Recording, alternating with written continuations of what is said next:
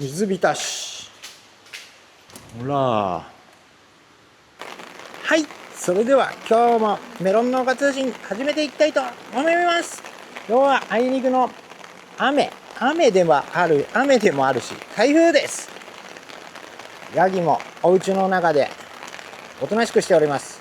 今日午前中に台風8号が朝方通過したみたいで、その時はすごい雨、もうまだ寝てたんですけど、4時から6時ぐらいだったかな。寝てたんで全然気づかなかったんですけど、朝はもう起きたらすごく落ち着いて、ほぼ雨が降ってないような状態だったんですけど、また降ってきて、こんな感じですね。びしゃびしゃ。珍しく長靴履いております。いつも僕サンダルで仕事してるんですけど、さすがに今日はクロックスじゃまずいなと。でブドウはとりあえず元気ですね。ただブドウもこう雨が続いていくと黒糖病とかの病気の元になるんで、雨上がりにまた一発、これも完璧にシャインマスカットじゃないですね。葉っぱの大きさとかも全然違うし。で成長した BK シードです。もう超えました。ここから脇に誘引していきます。これも黒糖病出しちゃうとやばいんで、シャインマスカットとかよりは黒糖病には強いんですけど、こんだけ雨にやられるとかなりリスクが出てくるんで、やります。そしてね、ハウスの中もやばいですよ。じゃじゃじゃーん、ほら、浸水。ベッドだからベッドの方は大丈夫なんですけど、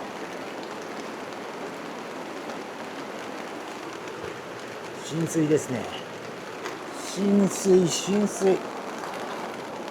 決してうちの方って水はけが悪い場所じゃないんだけど、やっぱり排水が間に合ってない。排水がもう雨が降る量が多すぎて、排水がどんどん小川の方が満タンになってって間に合わないっていうやつですね。だから一時的に溢れてしまうみたいな。ほら、ここは低いところだからこっちはなんともないけど、こんな感じになりますというか、ここ数年というかもう何年もなったことがないぐらいの雨が降っております。びっくり。今のところ何のあれもないんですけど、ここの部屋も低いところに水が、ほら、海になっちゃう。ただ足元が濡れるだけぐらいの、ことなんですけど、なんかやっぱり、雨がすごいのはすごいよ。久々にすごいわ。そしてこれ温室、ほら、水浸しっていうのも、うちの温室はこっちからこっちにこう傾斜に少し微量な傾斜になってて、向こうに水が落ちるようになってて、こっちの方がやや低いんだよね。ほら、もうあと少しで収穫ですよ。実にはうちはベッド根っこ自体は上げ床なんで影響はないんですけど、ただあれの中に、ハウスの中に雨が入ってくるのは非常に困るしつうか、なので今日はこう観察していきながら、すぐ屋根の下に行きます。はい、うちのキュウリとバナナも元気で、サトウキビも栽培には影響ない。うちはそう栽培には影響ないんだけど、これだけうちは本当に雨が浸かりづらいような場所にあるんだけど、海も近いし、それでもこういうことになるんで、まだ路地植えの人たちは多分結構大変ですよ。トマトを路地っていうかハウスで路地植え、地面に植えてる人たちはもうかなり仲間のなんだ話とかも聞いたり、ちょっと情報交換したりするんですけど、もう足首トラクターでロータリーで耕したとこまで足がジャボジャボって入っちゃうっつって、一回ね、根っこがね水にこうジャボンって浸かっちゃうぐらいまで水が来るとかなり後が悪い。一生懸命そこから乾かすようにしてもまずしおれますな。次晴れたりなんだりした時ね、根っこがね窒息しちゃうというか、一回そこでダメージがあって、そこから復活できればいいんだけどっていうか、これ出来上がりました。今日で早いやつで50日51日。これなんかは交配5日なんで48日とか。これが岡山から来た夏一、意外といいメロンになりました。これ夏4、すごくいいメロン。肌紙かければ白くなるんで、これいいメロンになって持ってきたし、これはいいメロンだ。いいメロンになっております。見っけちゃった。ほら、これは3だから多分51日ぐらいだな。ちょっとじゃあ切ってみるか。ちょっと取っちゃおう。そしてみやび。こっからがみやび。違うな。ここからみやび。すげえいいメロンになった。これ白肌に持っていけば結構いいやつになってるよ。でうちの夏4もいいです。ちゃんと持ってきております。でこれは7っていう夏7かけてあるんで、来年用の春から夏にかけてのメロンにする予定の種が中に入っております。必要なのは種だけなので、種取りした肉はみんなにあげちゃったりするんで、もし来週うちの方のそれこそ台風が落ち着いたりなんだりして、もし来れるような人がいればあげますよ。あげるので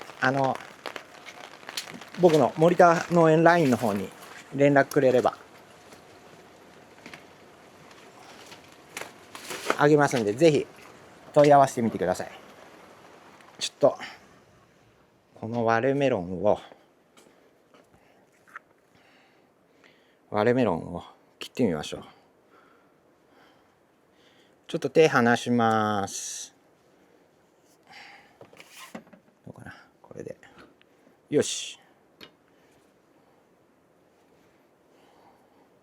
切ってみましょう。交配後51ぐらいだね。結構荒れてる。でもまだ種袋はまだギリギリ見えてないんで、多分すげえ通りがいい。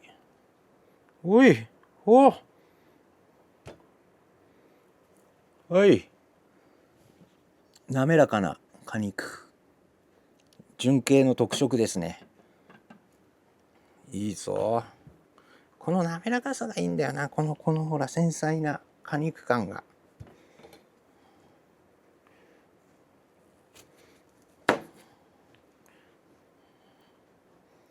これで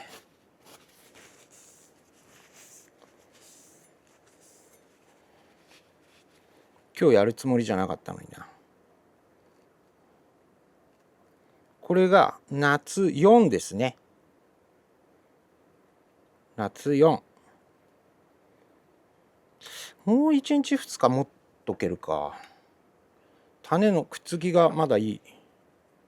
まあでもここいらでもいで追熟させた方がいいのかな。はい。14.7。14.7 あれば純系の 14.7。まあうちのメロンもそうなんだけど、もう純系で14超えると相当うまいんですよ。ちょっと食べてみます。繊細な果肉感が。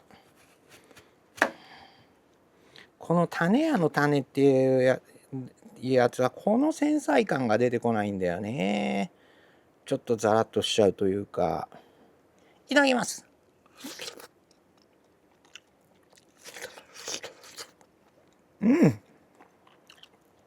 うまい。うまい。うまい。これはお届けしたい、食べさせたいぐらいの 14.7 度。うまい。あと 2日ぐらいいけんな。ということは18度近くいけるかもしれない。18度で16度近くまで待てるかもしれない。うまい。もう一回測ってみよ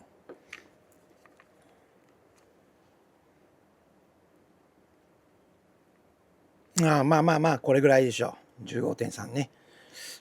まあ間取って15度。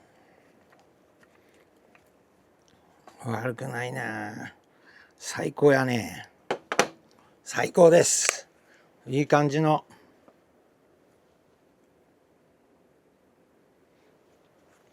メロンですね。はい。ちょっとあれか。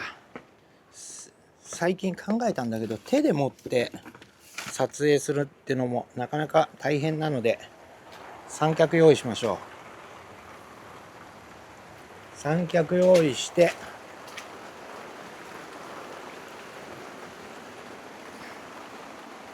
こんな感じで。F ログの動画はまた近々上げます。三脚支度して、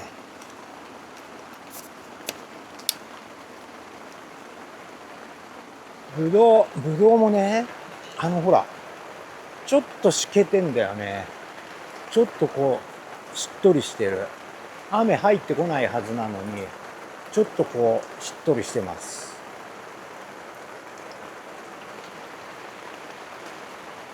これも、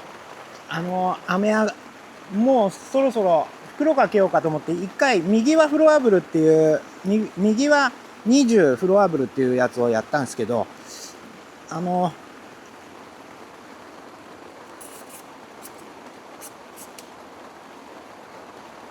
んだけの雨がまた来るとは思わなかったんで、あれですね。移動します。よし。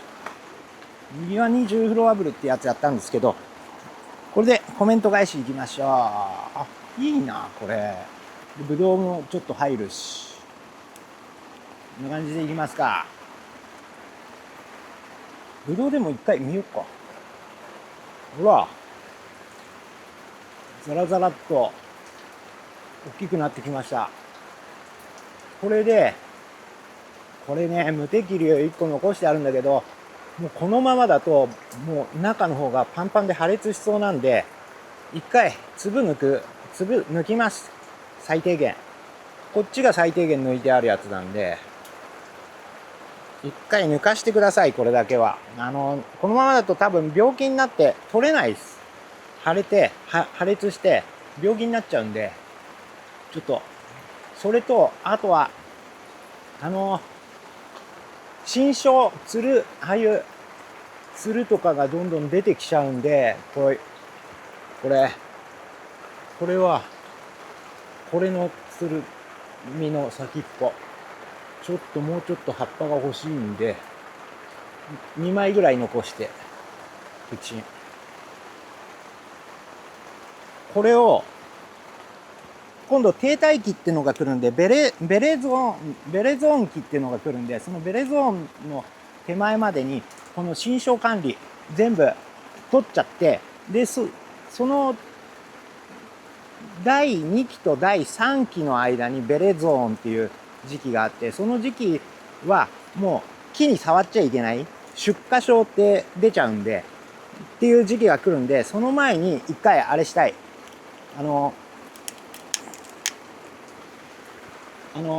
つるの整理を一回して、まあ、順番的にはつるを取る。つるを取って、違う。雨が上がったら、一回オンリーワンか何か、うどんこ病とか、病気が出るんで、うどんこ病、黒糖病に効果がある、オンリーワンフロアブルってやつを一回全部打って、で、そこから袋かけて、仕上げ適流して袋かけて、それから、つるの、を全部むしり取って、そこからそのベレゾーン期に、入りたいと思います。それでは、コメント返し、いきます。もうこの時点で16分回ってしまった。いきます。今週もたくさんのコメントありがとうございます。それでは、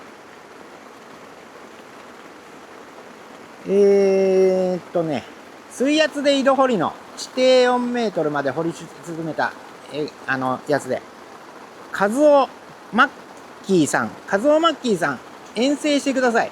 カズオマッキーさんがどこの方かわかんねえんだよな。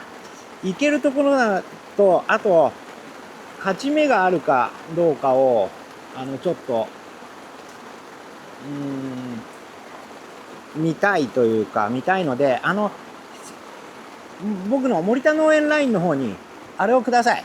連絡をください。そして、詳細な場所を Google マップかなんかでピンをペして共有してもらったら、ちょっと、周りの高低差と、そこの、が海抜何メートルぐらいあるのかっていうやつをちょっと調べようと思うんで、連絡ください。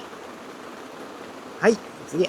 名古屋ミーチンさん、先週の農園通信の動画に、森田さんこんばんは。間違えました。ウェルダは1個で育てています。3つはディーバです。ディーバなら3つ仕立てありですね。僕も4つ取ってるから。大丈夫です。はい、コメントありがとうございます。ちーくん、こんばんは。自分は露地栽培ですが、スイカの苗はすべて未生苗です。なぜなら接ぎ木苗は高いから。今年のスイカ苗も去年の自分で育てた種の未生です。いただいた金色ラオウとスイナップルですが、前日、金曜と土曜、受粉させたのですが、午後から雨が降り始めまして、着火するか否かです。メロン苗も土曜日に路地にて、簡易雨よけ、防虫ネットにて栽培スタートしました。経過は夫をお伝えします。スイカもね、アラの土地だったらね、大丈夫ならしい。アラの初めてやる土地だったら、そこまでの、フザリウムの影響。フザリウム連作すると、フザリウムが募っていく、濃くなっていくんで、そうですね。ウリ類を、アラの新しい方の土地、その3年ぐらい休ましてやれば、多分なんとかなるんじゃないかな。はい、頑張ってください。それとあれだね、ちーくん、そう、来てくれた時に、スイナップルと金色ラオウの苗あげたんで、うまくいくといいですけど。また、カズオマッキーさん、遠征はしないですか？場所共有してから、あれします。LINE ください。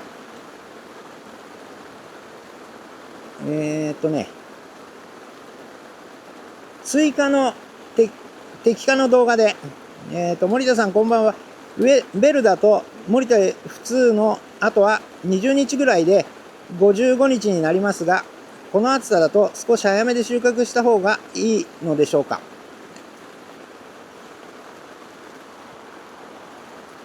あと20日。これが5日前なんで、あと15日、2週間ぐらいか。でも、ベルダはね、木が持ってれば55日でも全然問題ないですけど、僕の種の F2 だとしたら、もう50超えて52ぐらいになったら、ちょっとよく観察して、木が生きてれば、まだ木が生きてて、なおかつ、こうポンポンして、すごくポテンポテンってもう明らかに端くる気味になってきてないかを確認してもらって、まあ、言っても55日ですよ。55日がマックス。うちの、あれの方は、種の方は。もう50日過ぎぐらいから観察してって、もういつもいでもいいような状態で観察してってください。はい、次行きます。カズオマッキーさん、違う井戸の動画にぜひ来てほしいですけど、地盤は砂利です。昔は河原だったみたいです。砂利はね、砂利もどの程度の砂利かって話なんだよな。本当に細かいぐらいの小粒の石ぐらいだったら吹き上げてなんとかなっちゃうんだけど、でも河原だったぐらいだと、そのやばい砂利の層が意外とこう深さがあったりするといけなかったりしますね。まあでもそういうところは逆にやってみたかったりするんだけど、投稿のやつに富津市からそうだ、ふるさと納税アワードをいただいたっていう投稿をしたんですけど、スマートファームさんおめでとうございますということで、ありがとうございます。ありがとうございます。先週の動画で、森田さんこんばんは、初見です。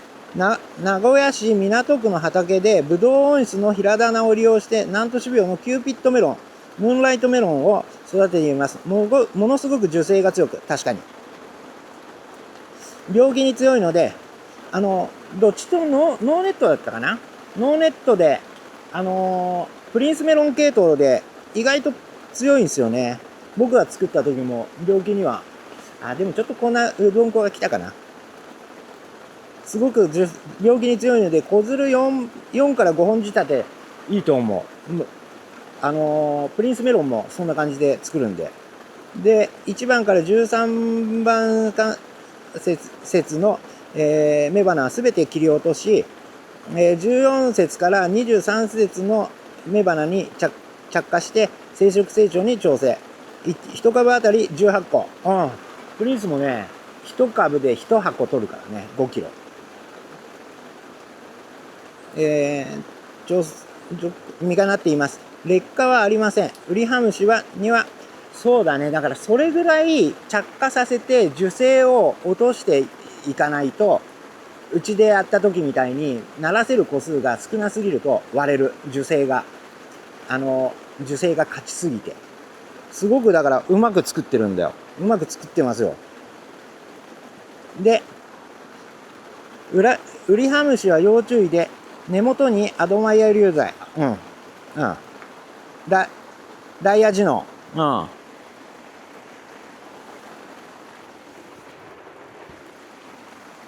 ダイヤジノン流剤を交互に間隔空けて散布。ウリハムシ成長とアザミウマと、コガネムシ成虫に、アドマイヤーが、ウリハムシで、ダイヤジノンがコガネムシ、に効くからね。アルバリン水和剤。アルバリンは、アドマイヤーと同じ。ダントツも、それ系。なんだあれ。ド忘れ。ネオニコチノイド系なんで、アドマイヤーもそう、4A ってやつですね。アドマイヤー、ダントツ、アルバリンは 4A ですね、全部、ラックコード。で、マラソンは有機リンなんで1ですね、ラックコード、確か。粉剤で、撃退してます。もともと放任栽培で簡単に作れるのを目的として開発されたメロンです。南都種苗さんからご説明いただきました。栽培の仕方が通常の高見メロン、千匹屋メロンの栽培法と真逆です。一番果実が一番果が現在 700g に肥大しています。もう十分だね。そのプリンス系統で1個 700g あれば大きいぐらい。ぶどうは志村ぶどう研究所と、上原ぶどう研究所から接ぎ木苗を買い続け、自宅と畑の農場に30品種植えてます。30品種ってことはもう30本あるってことだからね。うちなんか3本でこの様子ですからね。雨よけ温室の中で、育苗巨峰 BK シードレス、マスカットノワール、デラウェア、シナノンスマイル、ピオーネ、ロザリオビアンコ、マイハートが秋に初収穫。もうそこは収穫できるんだ。3年ぐらい経ってるのかな。初収穫、2年から3年だね。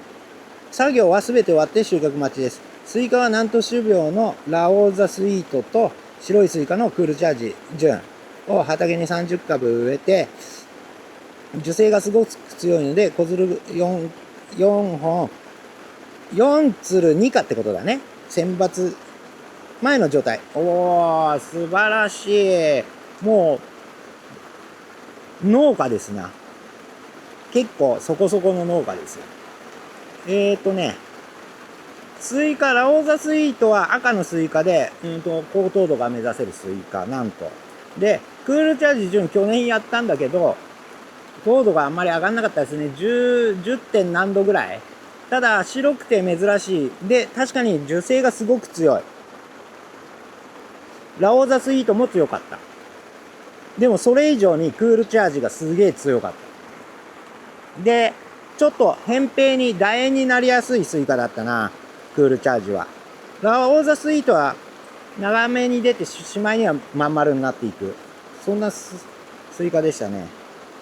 でも、ちゃんとにね、防除もしっかりしながらやってるんで、メロンもスイカもいいでしょう。気候松本さん。名古屋からありがとうございます。で、4A の薬が入ってるんで、あれも、ウリハムシもそこまで問題にならないと思いますよ。いいと思います。そうなると、4A の中でもちょっと系統が違うのが、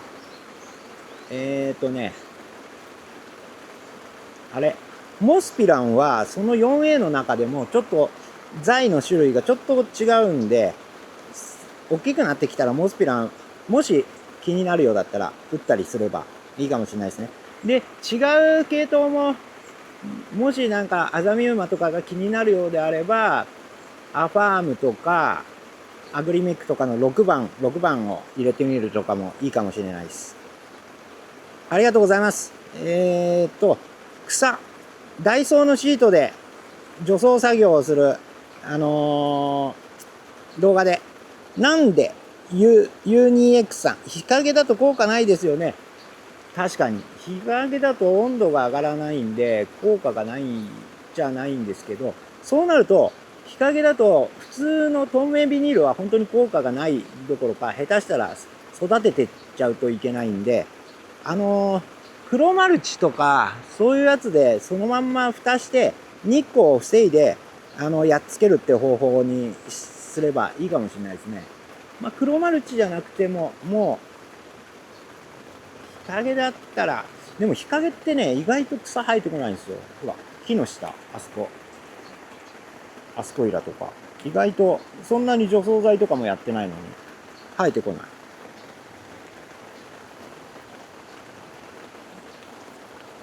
ですね。その方がいいかもしれないです。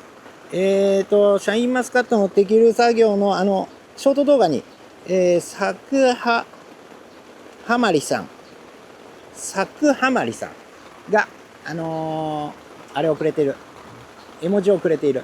ありがとうございます。今度はビニールで、透明ビニールで、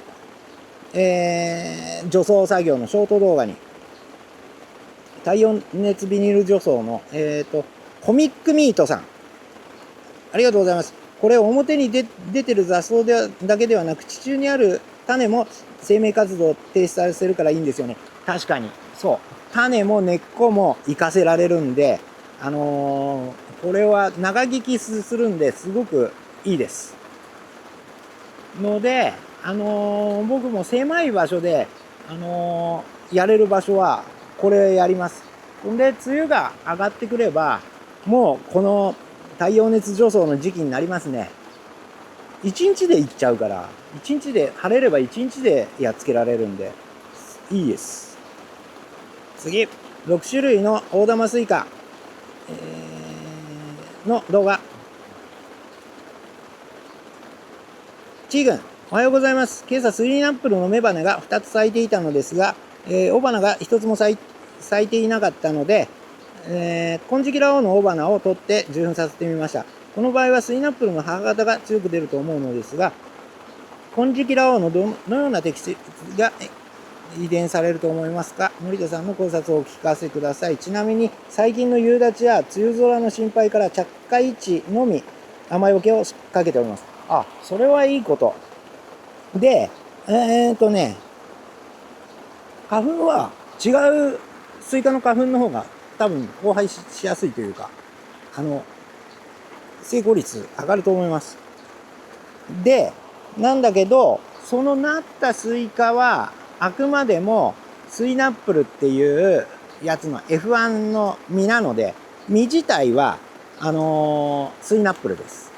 ただその種がスイナップルと金色羅皇が交雑しているんで、その種で育てたやつが両方の個性を持って次に出てくる F2 ができるかもしれないみたいな感じですね。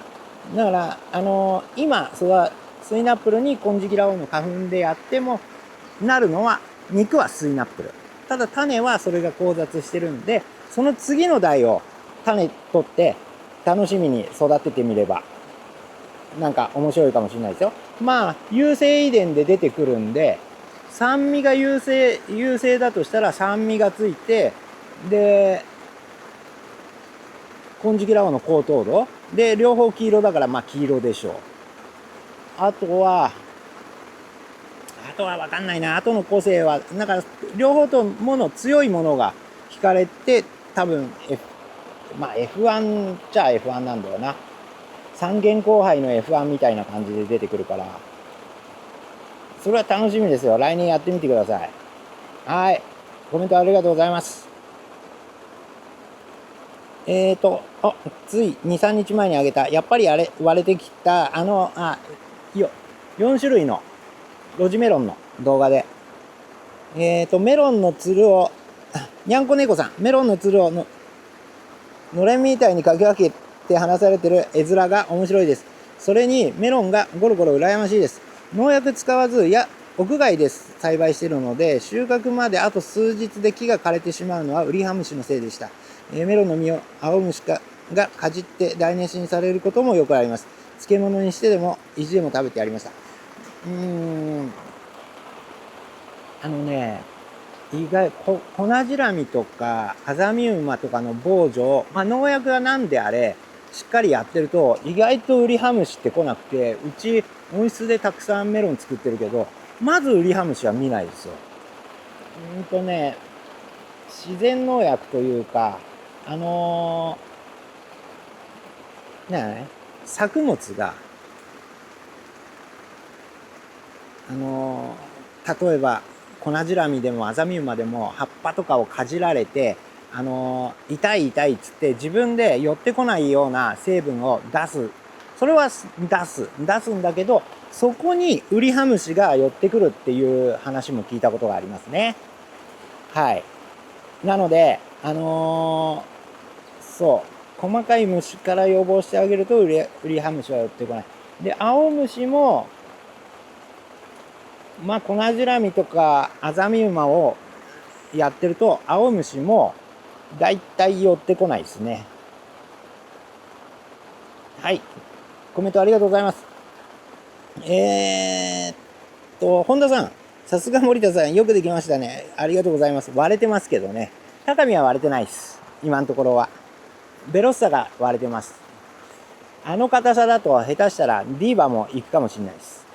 もっと本気で緩めてあげないと、あの2品種は樹勢がしっかりしすぎてるんで、いけないってことが分かりましたね。ちゃんとに 4か鳴らしてあるんだけど樹勢が落ちてこない。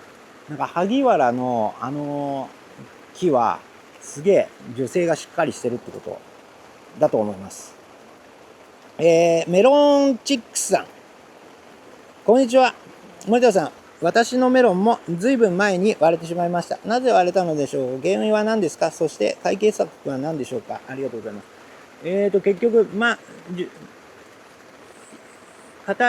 結局割れる原因は硬くて樹勢が強いので、樹勢が強いってことは品種にもよるけど窒素が効きすぎてるとか、あと硬いのは後半に緩めようと思っても緩まないんで、もうその第二肥大期手前のところで一気に緩めてあげないと、緩まないとこの割れる要素がそのまま後まで持ち越されていっちゃうっていうイメージで、しっかり第二肥大期の時にポテンポテンまで一回緩めてやるってことが大事です。あと品種の特性も多少あります。割れやすい品種、割れづらい品種ってあるので、今種苗会社が出してる種はだいたい割れにくくはなってるんですけど、それでも割れるんだとしたらそこの途中を一回しっかり緩めてあげて、で後半しっかりと樹勢を落としていってあげる。水を加減しながら、ずっと豊富に水をあげるんじゃなくて、仕上げには水を減らしながら育てていって、ちゃんと切り上げていきながら後半育てていくのが重要だと思います。コメントありがとうございます。ふるさと納税アワードの投稿に杉山さん、ありがとうございます。静岡の杉山さんだな。すごい、おめでとうございます。ありがとうございます。それこそインドネシアだね。メロンチクスさん、取りまかし。としひろさん、やっぱり割れてきた方の動画にお疲れ様です。露地メロン 5株ありますが、着火は2、3個で4個はできませんでした。2個着火のクラリスと高見はバカでかく 1.4 キロぐらいありそうです。ポット上のメロンを入れると30個と食べきれない数のため、4個取れなくてもいいかなと思っております。そうだね、十分ですね。売るにはもうちょっとつうか、ちゃんとに4個ならせたいけど、自分で食べるんだったら横ららずにしっかりとできた方がいいですからね。でも1株で2、3個がアベレージで取れてれば十分ですよ。で、高見はやっぱりならせる数が減れば減るだけすごくでかくなりますね。順調でよかったです、としひろさん。37分。西へ、80歳さん。80歳さん、千匹屋メロンの前の活着後の水を切る理由ので、メロンのベッドはどのように作っていますか。そんな動画を撮ってあるので、ここいらに貼っときます。見てみてください。コメントありがとうございます。蚊がいる。イピカワイピスさん。割れてきた。お疲れ様です。うちのディーバが緩んだようなのですが、肥大しなくなったものがあります。小さいままでも収穫までいけるものなのでしょうか。その他の品種は順調にいっているようです。森田さんのアドバイスがとてもありがたかったです。緩んだんだとしたら、もう今度は乾いたらかける、水を乾いたらかけるをずっと繰り返していきながら、あとは、夜温を、20度、昼間は普通にしてても25度以上上がるんで、だいたい7度以上の温度差、できれば10度ぐらいを目指しながら管理していくといいメロンになります。途中でこじれて膨らまなくなったやつも別にダメになっちゃうわけじゃないんで、そのまま見守って最後日にちが来るまで育てて、食べてみて、で今後のためにやっぱりそういう経験のために育て続ければいいと思います。順調なのがあればやっぱりそういうね、たまに出来が悪い子がいても勉強になるんで、逆にそっちを観察していきながら、なんでそうなったんだろうっていうことでこれからの栽培の糧にしていくのがいいと思います。はい、コメントありがとうございます。純一さん。先週の農家通信で、いつも楽しい動画をありがとうございます。森田社長のハウス1棟でメロンはおよそ何個収穫があるのですか？あとハウスは左右非対称ですよね。特殊なハウスなんですか？勝手な予想ですが、太陽光をたくさん浴びれるように設計したんですか？これはね、純系のマスクメロン農家のあれですね。温室。こう、斜めに切り立っております。こっち側が南に向いてます。この上をこっちを太陽が通っていくっていうことで、太陽がよく当たるように設計されております。これは3クォーターつって3と4。3と4だね。3とクォーターだからね。っていう温室ですね。こういうやつも普通にあります。ただ、メロンの栽培に特化されてる温室なんで、後で何かやろうって言っても、メロン、もしくはトマトとか、立体栽培で栽培できるようなものしかできないかな。ただ、やっぱり栽培はすごくしやすい。僕もいろんなフェンロー型とか両屋根型とかの温室もあるんですけど、こっちの温室だったらまず失敗せず1年やっていけるんだけどね。日当たりがやっぱりすごくいいから、メロンとかはもう太陽大好きなんで、管理もしやすい。天窓もこの雨でもまだ開いてますが、上天窓開いてますが、今でもね、多分もうちょっと雨がひどくなってきたら勝手に閉まっていくと思う。雨の降水量に合わせて明るパーセンテージが管理されてるんで、この程度の雨だったら多分これがね 50% か 40% ぐらいになってるのかな。この雨の具合で開いてる窓の状態がそんな状態ですね。はい。で、そうか、1棟でこの部屋だと1つの温室で6列ベッドが入ってるんで、だいたい360から400で、他の5列の部屋もあるんで、5列の部屋はだいたい300から350、60株ぐらい、60株超えるか超えないかぐらいが1年を通して、今の時期は結構込めて入れてあるんで66株ぐらい入ってるんだけど、これから今度は秋とか冬になると1列に一番間を空けて入れて1列で54株ぐらいになる時があるかな。合間を40センチとかで持っていくと。そんな感じですね。で、一番広い温室は、それが11列入ってる部屋があるんで、11列の部屋はだいたい700ですね。700入ってます。コメントありがとうございます。自分だけ分かってる。マスクメロン製紙誘引に、これ結構昔の動画、もう2、3年前の動画、メロンの育て方の動画、聖一川崎さん、自分だけ分かっていても見てるものに分かんないとダメ。確かにね、そうなんですよ。それもいろいろYouTube やっててコメントもらいながら、静止の動画もだから何回か作ってます。作り直してるわけではないんですけど、作ってて、栽培記録とともに、で、よりコメントで言われたことを改善しながら、やってってるんで、そっちも見ていただけると嬉しいですね。コメントありがとうございます。これ、でもさ、この動画ももう2、3年前 ?3 年は経つか。3年前ぐらいになるのかな。こういう動画も、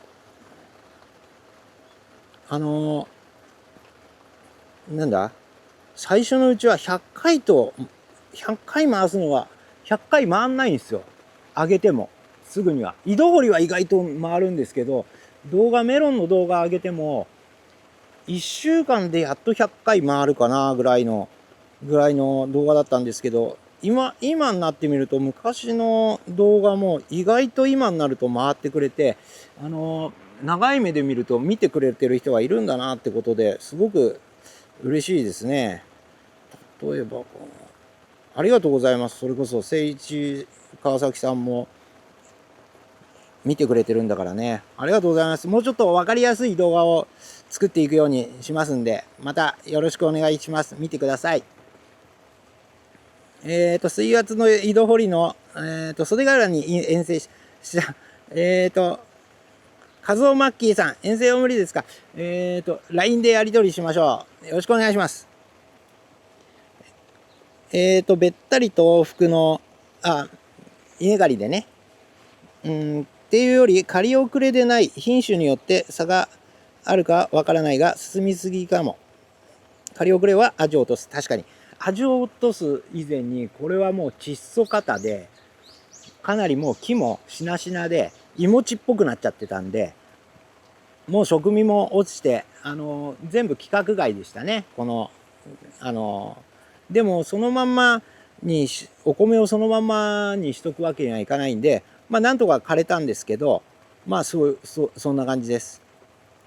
何しろ、無肥料でも前作、冬の間に、菜花とかを摂氏さんが栽培して、それの残りとともに、その菜花の、もう、うない込んで、で、それが効いちゃってるんで、もうどうしようも、うちの品種は、うちの方の千葉の房小金っていう品種で倒れづらい、本当に倒れづらい単管の品種なんですけど、それでも倒れたからね。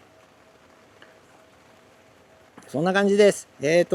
細金春尾さん、コメントありがとうございます。収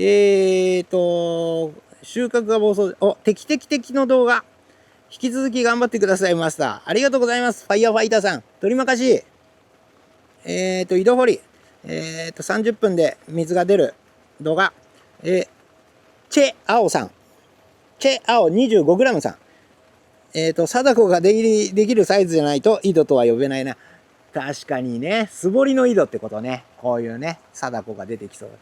昔は素掘りで掘って、そっからこう組み上げたりとかしてたんで、素掘りで結構掘ってあって、うちにも素掘りの井戸あるんですよ。農家ってね、母屋に入らなくても飯とか風呂が入れるように、滝場ってのがあって、うちも滝場があるんですけど、その滝場の中に素掘りの井戸があって、そこも水が豊富なんですけど、それも井戸自体はそこまで深くないんだけど、いい水が出て、それこそ飲める水が出て、で、昔はそこで水を汲んで洗濯物とか、いろいろ、もう結構昔よ、ポンプがない時代とかね、してたみたいなんですけど、今はもうそこにパイプ突っ込んで、そこからポンプで引き上げて、で、やっていますね。なので、だからあれなんですね。こういう貞子が出てくる井戸を、今、掘る人はなかなかいないかな。わざわざ埋める人もいないかもしれないですけどね。だから昔の井戸。そうだな。今日明日掘った、素掘りで掘ったとしても、そこからなかなか貞子っぽくはならないしね。ありがとうございます。チェアオ 25g さん、ありがとうございます。やっちゃん、的判断スピードが段違いですね。そのスピードで適化すればあっという間の気がします。それにしても広大な補助で移動距離もありますね。そうですね。でも今日なんかは雨ですごくいいというか、今日は農薬日和で、一日中、もう午前中は何回も農薬やってました。農薬というか、バイオスミアのとことかも含めながら、防除の日でしたね。太陽が出てくる、あれがないので、予定がないので、もう朝から薬かけやれて、結構ちゃんとに防除ができたんで、いいあれですね。でも今から台風来るんで、一回まだ雨は落ち着いています。まだ落ち着いてます。それこそ、やっちゃんから新しい動画が届いているので、ここに挟んでいきます。どうぞ。6月20日です。土曜日。雨。寒い今日は。涼しいじゃなくて寒い。首長メロンがこんな感じになりました。ひびが入ってきました。あと音か。音はこの手袋汚い。なんか緩いね。緩くなってる。これ傷だらけのメロン。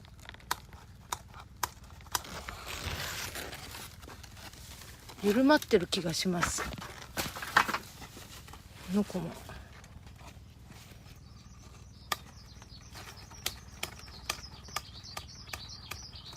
緩んではきてる気がしますけれども、今日アークランドでしたっけ、それやってみます。2000倍。はい、そんな感じですごく順調っていうか、なんだったら多分僕の弟子たちよりうまいかもしれない。八千代の木村はまあそこそこうまくなってきたんだけど、あとは2人がかなり春苦戦してるので、うちの女房が言ってました。誰とは言わないけど、なんとかよりうまいじゃんって言ってましたよ。やっちゃん順調です。経過報告ありがとうございます。で、今日ラストかな。名古屋みちんさん、知り合いの方にクラウンメロンのプリンをもらったのですが、さすがクラウンメロンというくらいの美味しさでした。来年はクラウンメロンに挑戦しようかな。種を売っているのかな。いや、売ってないですね、間違いなく。クラウンメロンも育種自分でしてるんで、売るようには作ってない。組合員用に、あれがうちでいう千匹や F6 とかがクラウンメロンとかの系統と似てるかもしれないですね。静岡産で千匹屋で売ってたぐらいのメロンなんで、クラウンメロンかもしれないですね。で、純系マスクメロンってやつはそんな感じなんですよ。でもプリンでわかるかどうかはわかんないけど、さっき切った果肉感、あれが純系メロンで、やっぱりそれはどうしてもディーバとかそういう品種では味わえない硬さになってるんで、硬さというか滑らかさで、美味しさの割にやっぱり糖度が出づらいっていう特徴はあるかな。同じ15度でもそのうちのとかクラウンとかのマスクメロンの15度とベルダとかミヤビとかの15度と比べてみると、明らかにそっちの15度の方が美味しい。それはわかると思うんだよな。滑らかで美味しいんですよ。まあ売ってはいないんで、うちのメロンの F2 植えてるって言ってたんで、名古屋みちんさん、多分それにクラウンメロンとかに近いような味わいにはなるんじゃないかなと思います。頑張って育ててみてください。はい、それでは今日も50分回っちゃいましたが、これであれですね、今だいたい何時だ、時間的には3時48分で、雨の盛りが夕方6時ぐらいなんじゃねえかなみたいなあれが来て、どうやらあれは風はもうそんなではないみたいなんで、風の心配はないんですけど、本当に雨の心配ですね。雨が心配。今ちょっと小康状態なんですけど、午前中はもうすごかったよ。川っつうかうちの小川とかも満タンだったんで、